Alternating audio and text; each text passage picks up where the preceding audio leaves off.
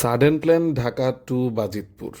তো বাজিতপুর যাওয়ার পরে একদমই বোরিং কাটে নাই সময়, অন্য সময় অনেকটা বোরিং কাটে। আকরামের সাথে বিকালবেলা বের হয়েছিলাম নদীতে যাওয়ার জন্য। তো যাওয়ার পথে আমরা অনেকগুলো হাঁস পেয়েছিলাম, হাঁসগুলো বেশি হাঁস ছিল, আর হাঁস তো সবার ফেভারিট।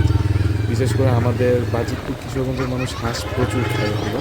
তো একদম দেশি হাঁস খাইতে খুব মজা হবে। যাই হোক, নদীতে যখন গেছি, নদীটা হচ্ছে ঘোরাউট্রা নদী, সবাই ঘোরাউট্রা নদী নামেই চিনে।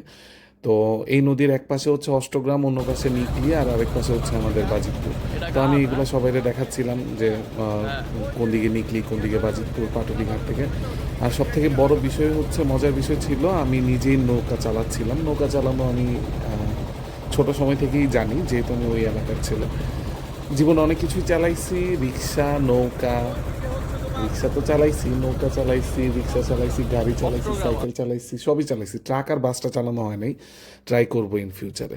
তো যাই হোক, নৌকা ভালোই চালাইছি একদম। যেখানে আমাকে মাঝি বলল পার্ক করার জন্য, আই মিন নৌকা ঘাটে ভিড়ানোর জন্য, ঠিক ওই জায়গাটাতেই আমি ভিড়াইতে পারছি। সো আলহামদুলিল্লাহ, অ্যাটলিস্ট জীবনে আর কিছু পারি আর না পারি, নৌকা চালাইতে পারি।